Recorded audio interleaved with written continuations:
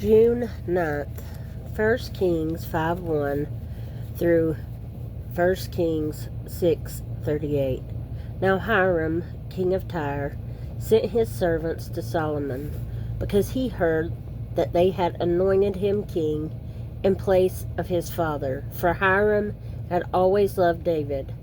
Then Solomon sent to Hiram, saying, You know how my father David could not build a house for the name of the Lord his God, because of the wars which were fought against him on every side, until the Lord put his foes under the soles of his feet. But now the Lord my God has given me rest on every side. There is neither adversary nor evil occurrence. And behold, I propose to build a house for the name of the Lord my God, as the Lord spoke to my father David, saying, Your son, whom I will set on your throne in your place, he shall build the house for my name. Now therefore, command that they cut down the cedars for me from Lebanon, and my servants will with your servants, and I will pay you wages for your servants according to whatever you say. For you know there is none among us who has skill to cut timber like the Sidonians. So it was, when Hiram heard the words of Solomon, that he rejoiced greatly and said, Blessed be the Lord this day, for he has given David a wise son over this great people. Then Hiram sent to Solomon, saying, I have considered the message which you sent me, and I will do all you desire concerning the cedar and cypress logs. My servants shall bring them down from Lebanon to the sea. I will float them in rafts by sea to the place you indicate to me, and will have them broken apart there. Then you can take them away, and you shall fulfill my desire by giving food for my household. Then Hiram gave Solomon cedar and cypress logs according to all his desire. And Solomon gave Hiram 20,000 cores of wheat as food for his household, and 20 cores of pressed oil. Thus Solomon gave to Hiram year by year. So the Lord gave Solomon wisdom, as he had promised him. And there was peace between Hiram and Solomon, and the two of them made a treaty together. Then King Solomon raised up a labor force out of all of Israel, and the labor force was 30,000 men. And he sent them to Lebanon, 10,000 a month in shifts. They were 1 month in Lebanon, and 2 months at home.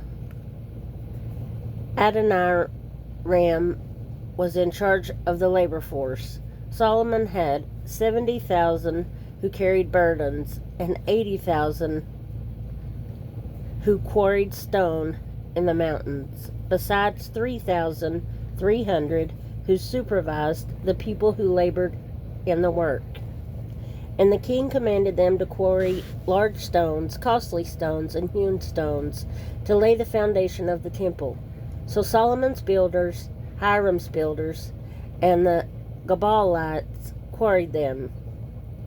And they prepared timber and stones to build the temple.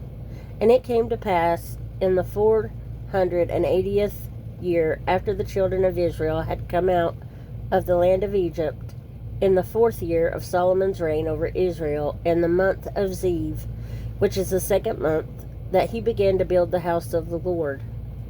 Now the house which King Solomon built for the Lord, its length was 60 cubits, its width 20, and its height 30 cubits.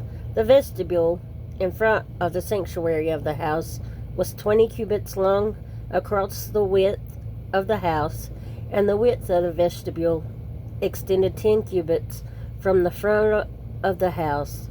And he made for those house windows with beveled frames. Against the wall of the temple he built chambers all around, against the walls of the temple, all around the sanctuary and the inner sanctuary. Thus he made side chambers all around it. The lowest chamber was 5 cubits wide, the middle was 6 cubits wide, and the third was 7 cubits wide. For he made narrow ledges around the outside of the temple, so that the support beams would not be fastened into the walls of the temple. And the temple, when it was being built, was built with stone, finished at the quarry, so that no hammer or chisel or any iron tool was heard in the temple while it was being built. The doorway for the middle story was on the right side of the temple. They went up by the stairs to the middle story, and from the middle to the third. So he built the temple and finished it, and he paneled the temple with beams and boards of cedar. And he built side chambers against the entire temple, each 5 cubits high. They were attached to the temple with cedar beams.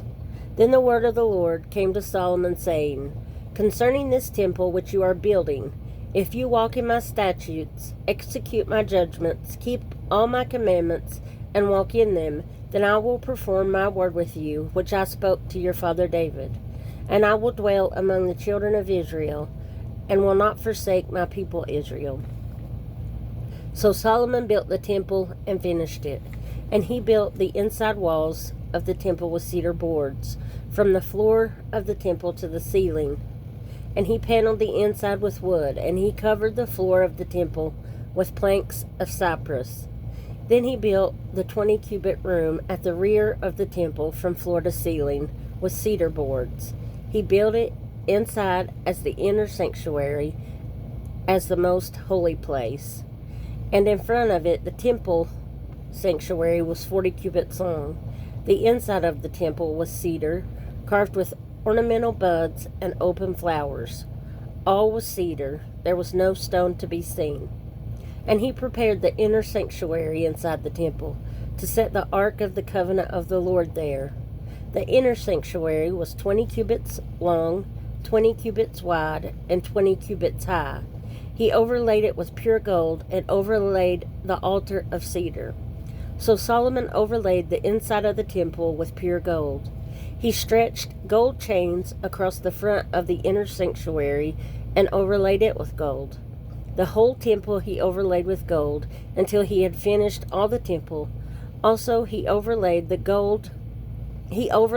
the gold the entire altar that was by the inner sanctuary. Inside the inner sanctuary he made 2 cherubim of olive wood, each 10 cubits high. One wing of the cherub was 5 cubits, and the other wing of the cherub 5 cubits, 10 cubits from the tip of one wing to the tip of the other, and the other cherub was 10 cubits. Both cherubim were of the same size and shape. The height of one cherub was 10 cubits, and so was the other. Then he set the cherubim inside the inner room, and they stretched out the wings of the cherubim so that the wing of the one touched the wall, and the wing of the other cherub touched the other wall. And their wings touched each other in the middle of the room. Also he overlaid the cherubim with gold. Then he carved all the walls of the temple all around, both the inner and outer sanctuaries, with carved figures of cherubim, palm trees, and open flowers. And the floor of the temple he overlaid with gold, both the inner and the outer sanctuaries. For the entrance of the inner sanctuary he made doors of olive wood. The lintel and doorposts were 1/5 of the wall. The 2 doors were of olive wood, and he carved on them figures of cherubim, palm trees, and open flowers, and overlaid them with gold, and he spread gold on the cherubim and on the palm trees. So for the doors of the sanctuary he also made doorposts of olive wood, 1/4 of the wall. And the 2 doors were of cypress wood. 2 panels comprised one folding door, and 2 panels comprised the other folding door. Then he carved cherubim, palm trees, and open flowers on them, and overlaid them with gold, applied evenly on the carved wood. And he built the inner court with 3 rows of hewn stone and a row of cedar beams. In the 4th year, the foundation of the house of the Lord was laid, in the month of Ziv. And in the 11th year, in the month of Bul, which is the 8th month, the house was finished in all its details and according to all its plans. So he was 7 years in building it. Acts 7:1-29. Then the high priest said, "Are these things so?" And he, Stephen, said, "Brethren and fathers, listen. The God of glory appeared to our father Abraham when he was in Mesopotamia, before he dwelt in Haran, and said to him, 'Get out of your country and from your relatives, and come to a land that I will show you.' Then he came out of the land of the Chaldeans and dwelt in Haran. And from there, when his father was dead, he moved him to this land in which you now dwell. And God gave him no inheritance in it, not even enough to set his foot on. But even when Abraham had no child, he promised to give it to him for a possession and to his descendants after him. But God spoke in this way, that his descendants would dwell in a foreign land, and that they would bring them into bondage and oppress them 400 years. And the nation to whom they will be in bondage I will judge, said God. And after that they shall come out and serve me in this place." Then he gave them a covenant of circumcision. And so Abraham begot Isaac and circumcised him on the 8th day. And Isaac begot Jacob, and Jacob begot the 12 patriarchs. And the patriarchs, becoming envious, sold Joseph into Egypt. But God was with him, and delivered him out of all his troubles, and gave him favor and wisdom in the presence of Pharaoh, king of Egypt, and he made him governor over Egypt and all his house. Now a famine and great trouble came over the land of Egypt and Canaan, and our fathers found no sustenance. But when Jacob heard that there was grain in Egypt, he sent out our fathers first. And the second time Joseph was made known to his brothers, and Joseph's family became known to Pharaoh. Then Joseph sent and called his father Jacob and all his relatives to him, 75 people. So Jacob went down to Egypt, and he died, he and our fathers. And they were carried back to Shechem, and laid in the tomb that Abraham bought for a sum of money that the sons of Hamor, the father of Shechem. But when the time of the promise drew near, which God had sworn to Abraham, the people grew and multiplied in Egypt, till another king arose who did not know Joseph. This man dealt treacherously with our people and oppressed our forefathers, making them expose their babies, so they might not live. At this time Moses was born, and was well-pleasing to God, and he was brought up in his father's house for 3 months. But when he was set out, Pharaoh's daughter took him away, and brought him up as her own son. And Moses was learned in all the wisdom of the Egyptians, and was mighty in words and deeds. Now when he was 40 years old, it came into his heart to visit his brethren, the children of Israel.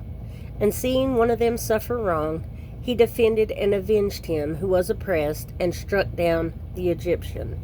For he supposed that his brethren would have understood that God would deliver them by his hand, but they did not understand.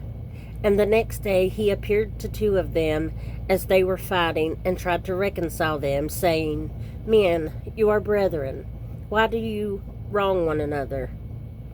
But he who did his neighbor wrong pushed him away, saying, "Who made you a ruler and a judge over us? Do you want to kill me as you did the Egyptian yesterday?" Then, at this saying, Moses fled and became a dweller in the land of Midian, where he had 2 sons. Psalm 127, 1-5. Unless the Lord builds the house, they labor in vain who build it. Unless the Lord guards the city, the watchmen stay awake in vain. It is vain for you to rise up early, to sit up late, to eat the bread of sorrows, for so he gives his beloved sleep. Behold, children are a heritage from the Lord. The fruit of the womb is a reward. Like arrows in the hand of a warrior, so are the children of one's youth. Happy is the man who has a quiver full of them. They shall not be ashamed, but shall speak with their enemies in the gate. Proverbs 16:20-30. A perverse man sows strife, and a whisperer separates the best of friends. A violent man entices his neighbor and leads him in a way that is not good. He winks his eye to devise perverse things. He purses his lips and brings about evil.